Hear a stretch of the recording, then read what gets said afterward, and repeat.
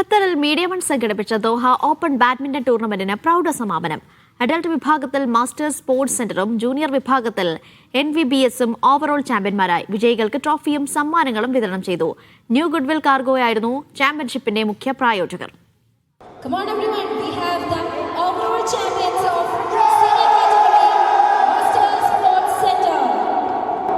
$163.5 നേടിയാണ് അഡൽട്ട് വിഭാഗത്തിൽ masters sports സെന്ററിന്റെ കിരീട നേട്ടം.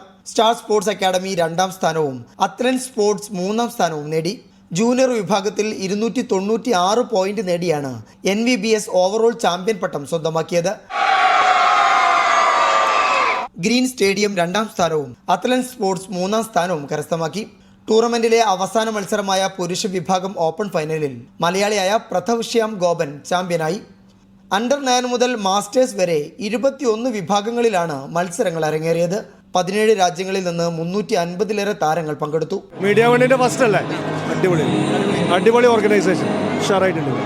So I was really enjoying. കുറേ നേരമായിട്ട് അവരുടെ പെർഫോമൻസ് കണ്ട് എൻജോയ് ചെയ്തുകൊണ്ടിരിക്കുകയായിരുന്നു. Thank you media one for this wonderful programme and ഇതുമായിട്ട് അസോസിയേറ്റ് ചെയ്യുന്നതിൽ വളരെയധികം സന്തോഷമുണ്ട്. ഞങ്ങൾക്കൊരു നല്ല എക്സ്പീരിയൻസ് ആയിരുന്നു ഇവൻ്റ്. പിന്നെ ബാഡ്മിൻ്റൺ എന്ന് പറയുന്നത് ഞങ്ങൾക്ക് എല്ലാവർക്കും ഇഷ്ടപ്പെട്ട ഒരു വളരെ വലിയൊരു ഇവൻ്റാണ്. അപ്പം അതിങ്ങനത്തെ ഒരു വലിയ പ്ലാറ്റ്ഫോമിൽ നടത്തിയപ്പോൾ ഞങ്ങൾക്ക് ഭയങ്കര സന്തോഷമായി. തീർച്ചയായും നല്ലൊരു എക്സ്പീരിയൻസ് ആണ് ഞങ്ങൾക്കുള്ളത്. ഇതിനു മുന്നേ ഈ സീഡൻ പരിപാടിയിൽ എന്താ പറയുക ഞങ്ങളുണ്ടായിരുന്നു. പക്ഷേ മീഡിയ വണ്ണിൻ്റെതും നന്നായിരുന്നു. ദോഹ ബീറ്റ കാംബ്രിഡ്ജ് സ്കൂളിൽ 4 ദിവസങ്ങളിലായി വൻ ജനപങ്കാളിത്തത്തോടെയാണ് ടൂർണമെന്റ് അരങ്ങേറിയത്. ദോഹ ഓപ്പണിന്റെ ആദ്യ പതിപ്പായിരുന്നു ഇത്തവണത്തേത്. മീഡിയ വൺ മാനേജ്മെന്റ് പ്രതിനിധികളും സാമൂഹ്യ കായിക മേഖലയിലെ പ്രമുഖരും വിജയികൾക്കുള്ള സമ്മാനങ്ങൾ വിതരണം ചെയ്തു. Media one Doha.